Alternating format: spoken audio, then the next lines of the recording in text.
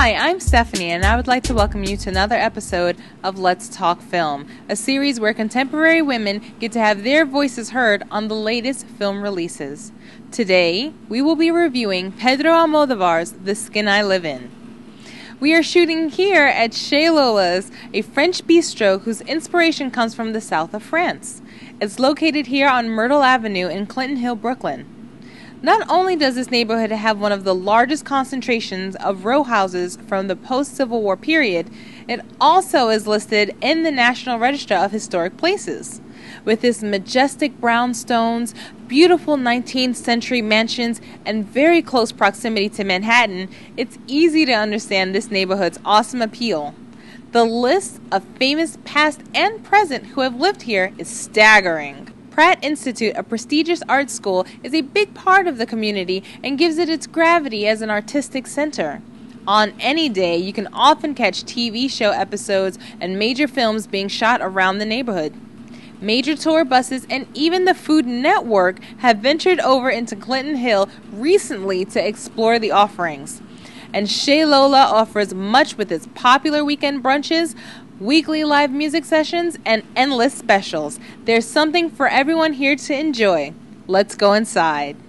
We're here this afternoon at Chez Lola with Charlotta Jansen, co-owner of Chez Lola. Can you tell me, I know that you are an artist, a little bit about the decor of Chez Lola?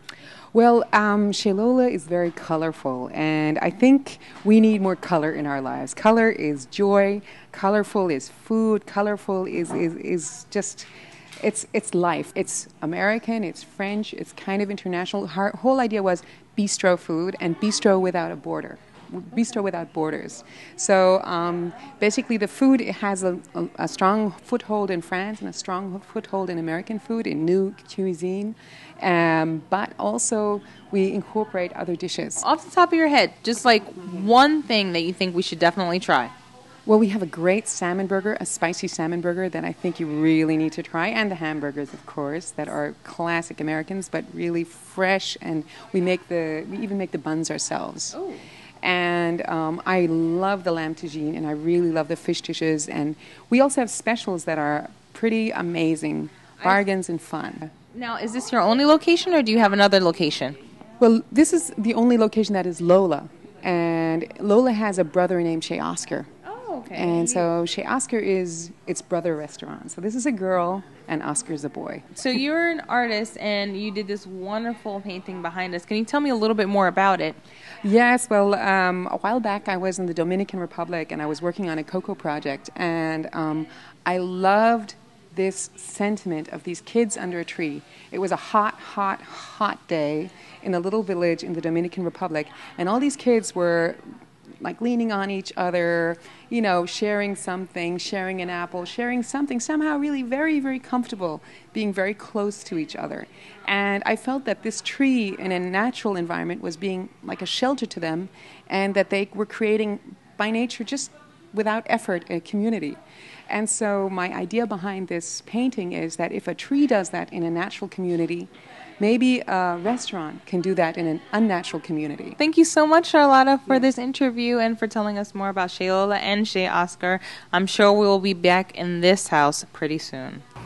And now to introduce our panelists. To my right is Pamela Moriarty.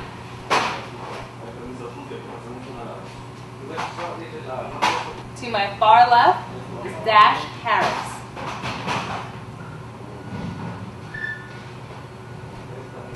And rounding out our panel is Megan Gale.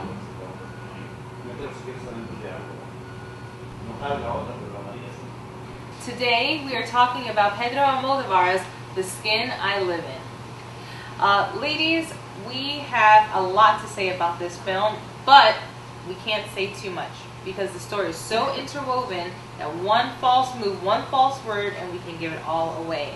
So the film was initially presented in real time and kind of used flashbacks to give you essences of the story.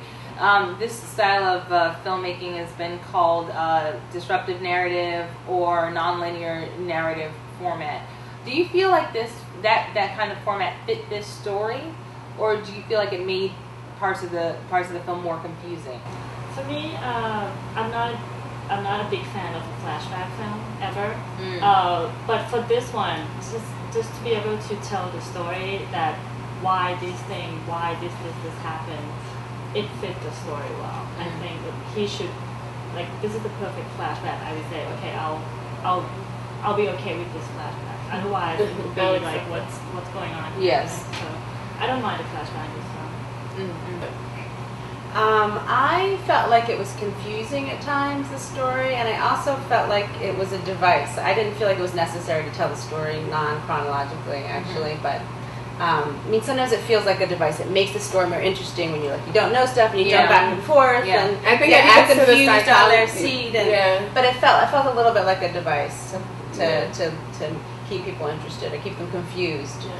I think it plays into the psychological thriller aspect of it, as you pointed out. I do. I think that when certain things transpire within the film, Almodovar wants us to react to those things as they are, pure, without any prior knowledge. Yes. And then to really get an idea of how we feel about characters, to really get an idea of how we feel about things in order to question. A lot of times film has to, or enables us or has the ability to inspire us to question things that we take for granted and kind of whatever is based on what we see.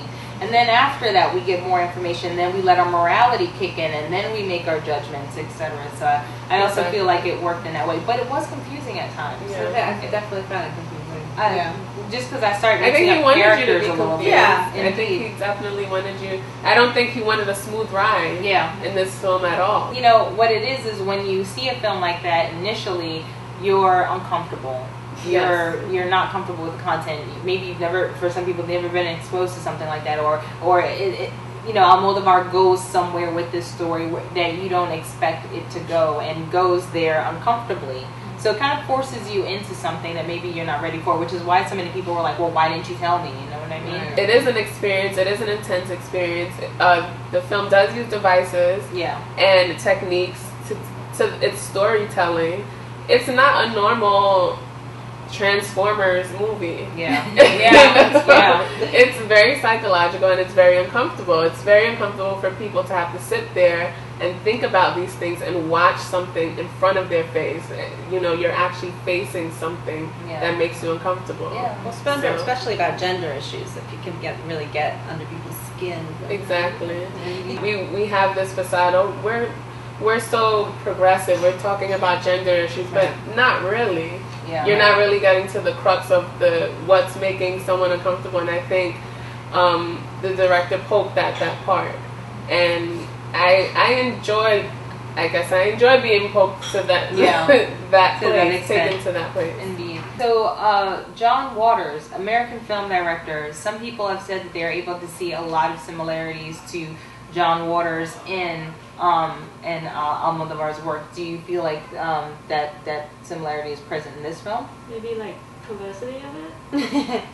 Maybe just a little. I can't say the scene. I just realized one scene is similar to that. Well, the gender issues definitely too. I think it seems like John Waters deals with gender issues and the kind of campy, humorous aspect to both of them. Yeah, I felt like with this film, because it was so refined looking, it took away from that for me, particularly with reference to John Waters. But I feel like in some of Almodovar's older films, it's almost transparency. I can kind of see it, and it's blatant. Perhaps the refinement, Well, I think it was campy in that it took a lot of heavy subjects at times pretty lightly. Yes. Not to get specific about those. Yes, I definitely agree. Yes, that's true. I mean, there was one point in the film experience that I had where people were laughing at certain sections. Yeah. And I was just like, oh my God, how can we laugh at that? It's so and I was like, inappropriate. yeah, that was kind of funny though. Director of photography was Jose Luis Alcin. And he did such a marvelous job painting such a visual picture. One of the things I read in regard to this film as I was doing my research for this conversation was that usually with Almodovar films, everything's really bright. Everything's really really vibrant. With this one, I call it polished. I say, it's definitely on film, like most of his films are. It was very polished look, and also dull. one of the things that was very clear about this film and the color schemes, color temperatures, lighting, costume, even the art direction, everything had to be very flat and very dull. Subdued. Indeed. Yeah. I couldn't understand though why that was. Was it because you think Almodovar was trying to just get us to focus so much on the story because there was so much story there, or because there were so many subliminal issues or you know, metaphors that we were supposed to take and pick up and run with as opposed to visual content? But even just with the color of the room, everything's very white, everything's very beige, right, medical, grays. Yeah, very medical and elegant and subdued, Sterile. and sterile, but maybe in contrast to some of the action, which was sort of a thriller horror movie. Kind of the contrast was something he was going for. But then you see the paintings in the movie. That's really true. They were very rich. Now that's something that really stuck out to both of you, Yeah. to all of you Yeah. actually. Can you tell us a little bit about that? Well, basically every frame that I see in that movie look just like the painting. Like some like you said, something dull, and then you see like one particular thing would be really bright, either her lips bright or some painting that's in the corner of the frame is really bright. So it's kind of drawn to for me it's just like a perfect composition. Yeah. And a contrast. Yeah, and also the woman body, like I said, is beautiful. She doesn't wear anything extravagant. You can just see her that this is a really beautiful woman. She doesn't wear anything. It's beautiful. Yeah. She wears something that is not really beautiful. It's still beautiful. Do you think that the character, the Vera character, used that tool to just be a little bit more powerful than Dr. Vera, that's actually a really good question. Did Because she use makeup? Does she know that she's really, really pretty? Like, so she used that to seduce him in a way, like by the end. Well, she used the power. Yes. The little power that she had, the one element of power she had, Yes. to her advantage. Yeah. Because, you know, women have, okay, you're young and beautiful. Those are your tools. Men have everything else. Yes. Yes. And he created that power to her. Exactly. He gave it to Then her. by the end, she used that Knew power. how to use Yeah, it. because he Yeah, enjoyed. against him.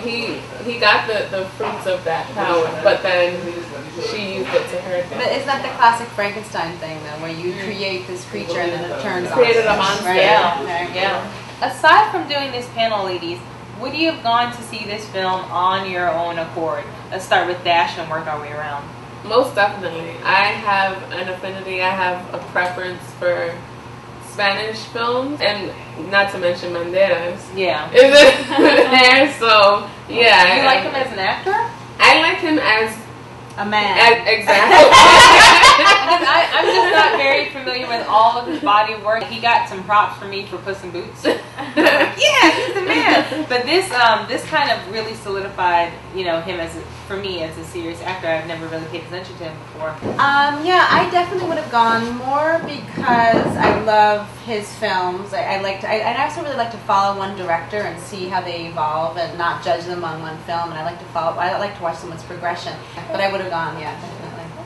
Campbell? I'm the same thing. I'm following the director, but if it's not him, if he wasn't directing this movie, I would just give myself a try anyway. Yeah. And Banderas, I do like him just only one film, Tie Me Up, Tie Me Down. Okay. And then Another after that, Almodovar. this one. So unfortunately, we're out of time for today. Thank you so much for your insightful thoughts and commentary. I want to thank Dennis Costas and Charlotta Jensen for allowing us to shoot here in Shaylola, such a fabulous place.